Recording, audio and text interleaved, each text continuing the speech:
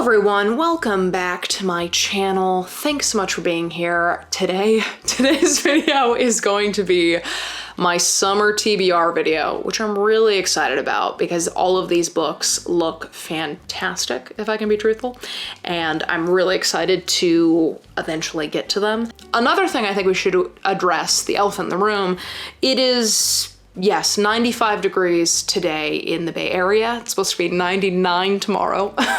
This is hell. But we don't have AC. So if at any point in this video it looks like I'm melting, I'm looking a little more dewy, a little more refreshed than usual, that's what's going on. But you know what? A video's a video, and it's the end of June. So I feel like I really have to film this summer TBR now. Because to me, summer starts June 1st, even if technically it doesn't. So I waited way too long to get this video up, but we're here now and I'm really excited about these. So let's just jump right in. My first question for all of you is, what book are you super excited to read this summer? What I mean is, like, yes, what are you generally really excited to read? But what is like the book that has been eluding you for months or years at this point that you're just like, this summer is the summer I finally read this book? Because for me, that is All the Light We Cannot See. Now I'm starting with this book, number one, to answer that question, because this is a book that has just eluded my life. I've always wanted to read it, and I just continue not to start it. And that changes now, my friends. But also, I wanted to do a whole historical fiction video where I just read 5 of your most recommended historical fictions. This is one that I already know is super highly recommended, but please give me your favorite historical fictions down below. But not just that. If you see a historical fiction in the comments that you think I should read, please thumbs up that comment so that I can see what are the top historical fictions that people would like me to read in that video, because I do want to make it a whole historical fiction video, and I want to know what to read based off of all of your recommendations. So this is one that I've been meaning to get to for a very, very long time. And this is going to be the summer where I finally do. So that's the first book on this summer TBR. Next, we have a book that I talked about, I think in my spring TBR, but I said I wanted to read it this summer, so I don't remember which video I mentioned this in, but I need to reread Middlemarch this summer, and I wanted to kind of have it be this group thing that we could all do. Maybe I'll either do a whole reading vlog around it, or I'll do a live show for Middlemarch, but I wanted to read this at some point this summer, and so I need to know, do all of you want to read this book in July, or do all of you want to read it in August? What are we feeling? Because if it's in July, then I'll have a video or a live show at the end of July. If it's August, then it'll be at the end of August. In any case, I have to read this summer, and so I thought it'd be fun for us to all read it together. It is a big bitch, so please let me know if you actually want to read this with me, or if it should just be its own reading vlog, because I don't want to be hey everyone, let's read Middlemarch, and then no one does, and then I'm just by myself on this live stream where no one else read the book. So anyway, let me know which month you prefer, and if you prefer a live stream or a reading vlog. Because I have some fun ideas for a reading vlog for this one, but if you all want to read it, then we can prioritize a live show towards the end of the summer. Let me know which one you're preferring, but Middlemarch is going to be reread because I'm going to get tested on it at the end of the year, and I don't remember shit about it, so we're gonna have to reread this thing. All right, next up we have a horror. Excuse me, Noelle is back to her roots? What happened? How could this be?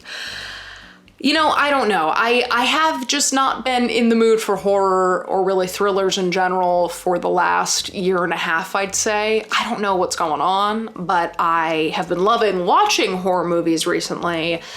Usually we save all of our horror movies from like September to December and we just watch a shit ton of them in that like 5-month stretch.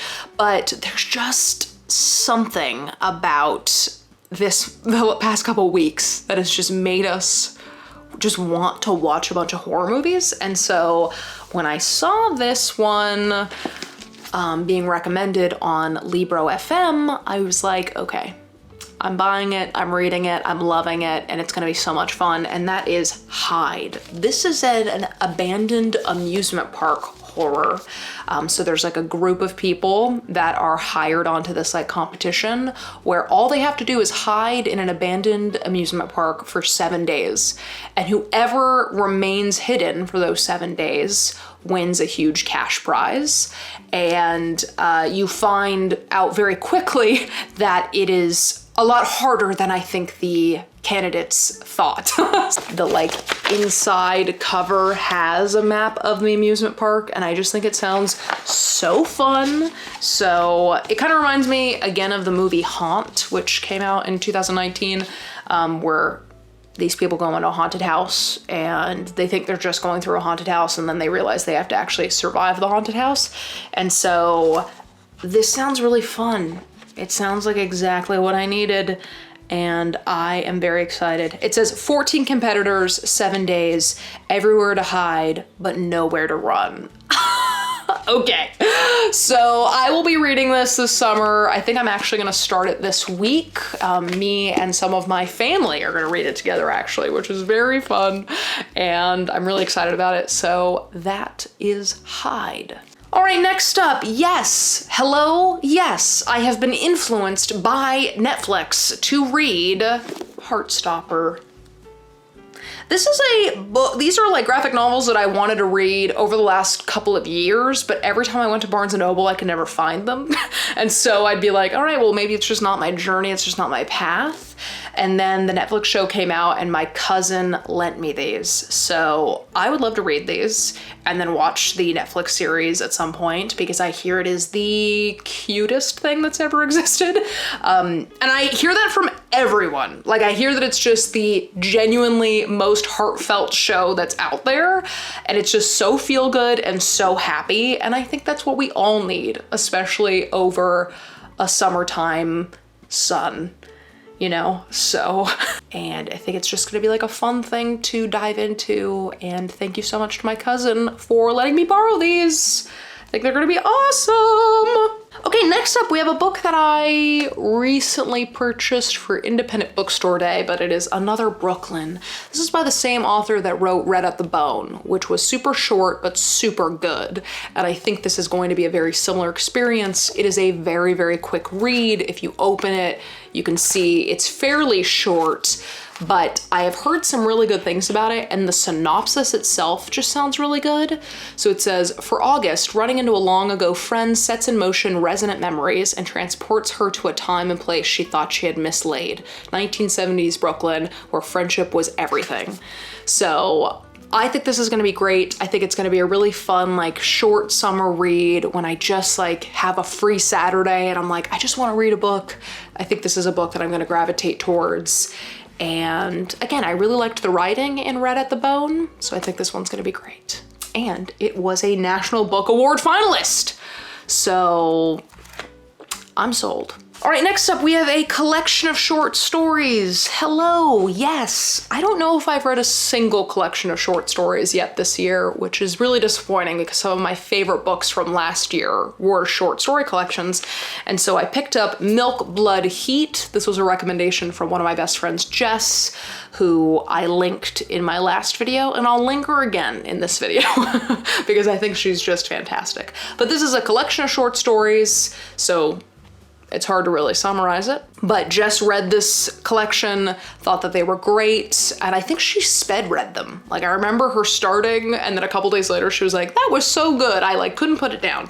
So I can't wait to read this, and I think the cover is awesome. And again, I need to prioritize short story collections again, because it was something that like was hard for me to first get into, because I was just like, I'd rather read one full book than a bunch of little stories.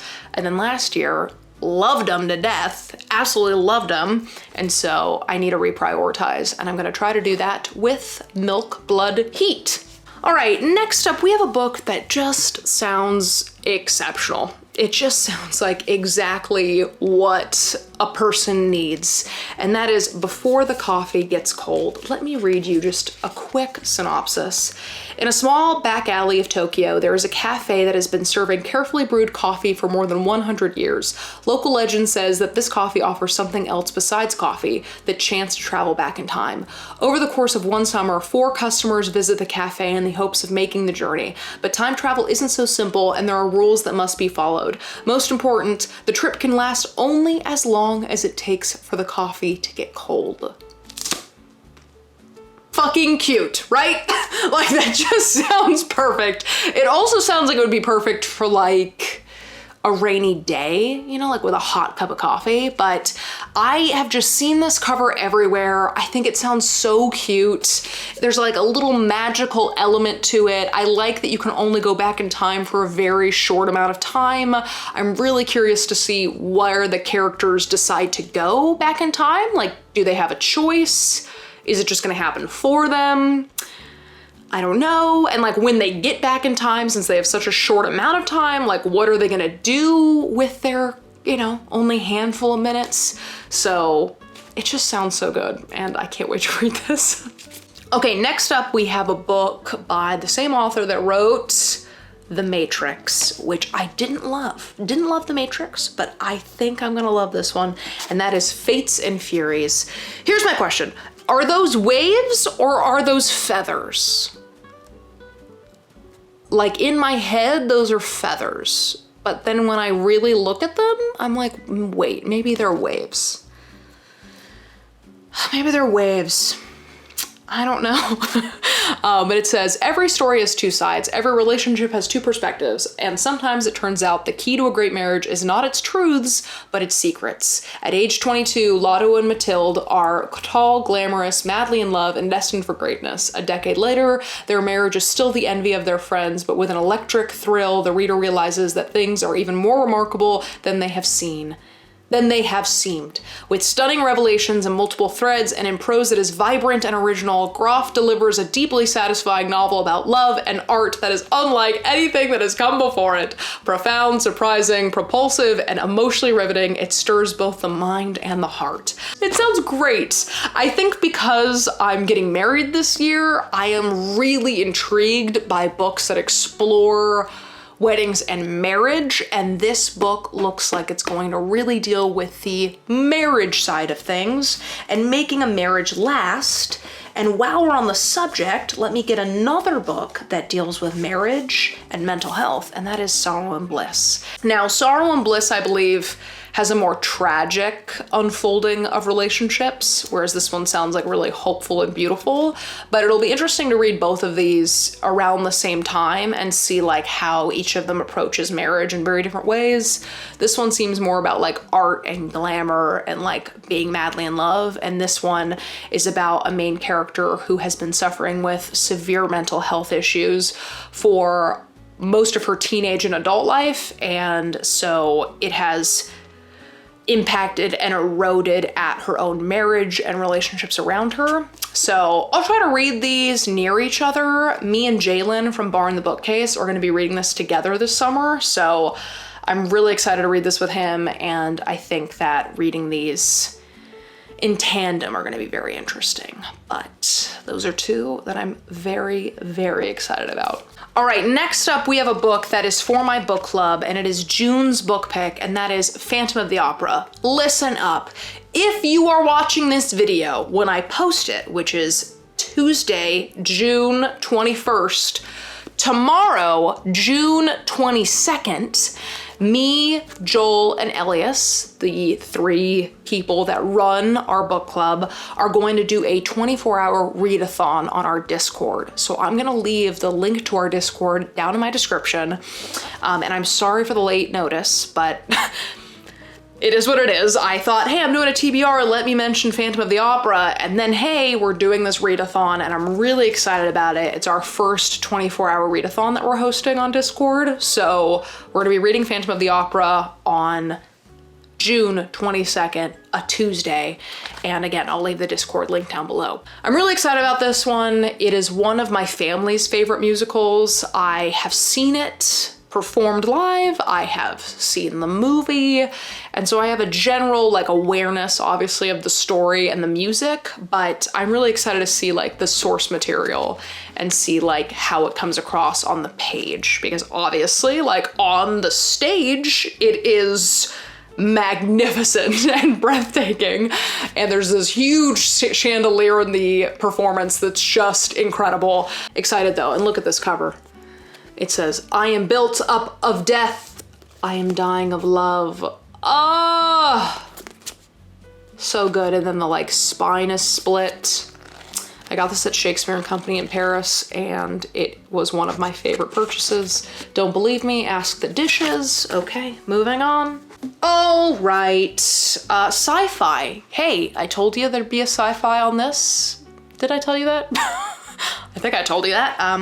But I mentioned this book a while ago and then I didn't read it, but I just got a hold on Libby for it for the audiobook. So I'm going to be reading The Left Hand of Darkness and listening to the audiobook. I am so excited for this one for 2 reasons. Number 1, a lot of you said it was so good. When I first mentioned this, a lot of you were so excited in my comments. So for that, I'm really excited. The second reason is that just recently I was looking up this like list of like really popular sci-fis because I was like, I want to try to read some sci-fis. And this one was like on like a top 10 list. And I was like, so glad I own it and so glad I already want to read it because that just convinced me even more. And so I'd love to read this. I'd also just love to do a full sci-fi video where I just read a bunch of sci-fi. So if you have any sci-fi recommendations, please let me know. I do want to read Project Hail Mary. I've seen some really mixed reviews on it, so, and it's a long bitch. So it's kind of like, I'm nervous because of how long the book is. Like, what if I end up not liking it? But I also might end up loving it. So let me know what you thought. Let me know if you have any sci-fi recommendations, but I will be reading this summer for sure. All right, I mentioned this in my last video, the mid-year freakout tag, but I really want to read By the Book. This is a publishing industry romance. I think it sounds super, super cute. It says, Isabel is completely lost. When she first began her career in publishing after college, she did not expect to be 25, still living at home, and one of the few Black employees at her publishing house.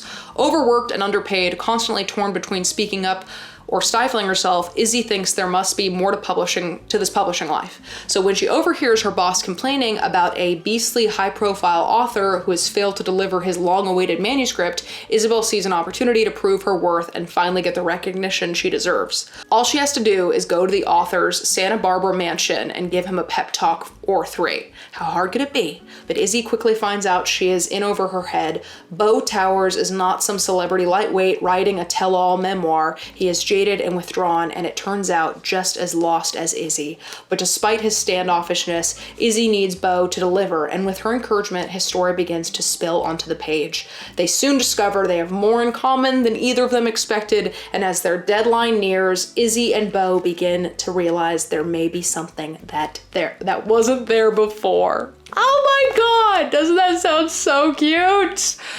Oh, I love a publishing romance. I love a book romance, and this checks all the boxes. So I think it's gonna be great. And I'm getting very much like Beauty and the Beast vibes. Especially she's wearing yellow and he's wearing blue, but then the last sentence, begin to realize there may be something there that wasn't there before. Right, Mrs. Potts? Shout out Mrs. Potts. So there you go. All right, the next book I would love to read this summer is Black Cake. This is a book that I've had my eye on since the beginning of the year, and I think it sounds really good. So let me give you a quick synopsis. In present-day California, Eleanor Bennett's death leaves behind a puzzling inheritance for her two children, Byron and Benny, a traditional Caribbean black cake made from a family recipe with a long history and a voice recording. In her message, Eleanor shares a tumultuous story about a headstrong young swimmer who escapes her island home under suspicion of murder. The heartbreaking tale Eleanor unfolds, the secret she still holds back, and the mystery of a long-lost child challenge everything the siblings thought they knew about their lineage and themselves. Now, as I've said many times before, and I will say many times again, I love a book that deals with a generational story, and I think that's exactly what we're gonna get with this book. I have seen this book everywhere. I see it recommended all the time, and I cannot wait to read it this summer. Okay, and then the last two books I talked about a lot, I think, in my last video, so I'm just gonna keep it real quick. The first one is Sea of Tranquility. This is my August book pick with my book club with Joel and Elias. This has to do with like, a worldwide pandemic and a moon colony, I believe. However, I did see a lot of you in the comments say that I should read The Glass House first, not because The Glass House is really a prequel, but there are slight tie-ins to both of the books. That's at least what I think you were all saying. So I'm gonna try to read The Glass House before I read this one in August, but this is the August book pick for my book club, and I think it looks really good. And then I'm also really excited to read Electra. I cannot wait to read this one, actually. It's almost like I'm so excited to read it that I refuse to start, because then I won't have it waiting for me anymore. You know what I mean? But anyway, that is the end of this video, my friends. Those are all the books that I want to read this summer. I hope I get to all of them, but again, I'm really trying to let my heart guide me these days. And that might sound really cheesy, but it really worked for me in June. I just like let myself pick up the books that I was really excited about when I was excited about them. And it was a beautiful reading month. We'll talk more about it in my June wrap up, which is coming very soon. But yes. Before we go, just a couple reminders. Historical fictions that you love, please leave them down below and upvote the ones that you really like so that I can see them and know which ones to read. Second, please let me know any sci-fis you'd like me to read. Thirdly, let me know when you want to read Middlemarch and if you want a reading vlog or a live show so I can decide which one to do. And then lastly, final thing, Wednesday, June 22nd, 24-hour readathon for Phantom of the Opera. I will leave our Discord link down below. Be there and have the best time. Anyway, that is it, my friends. Holy mother, I just gave you so many announcements in just a couple of seconds. But there we have it, my friends. I hope you liked this video. I hope you had fun, and I hope to see you in the next one. Bye!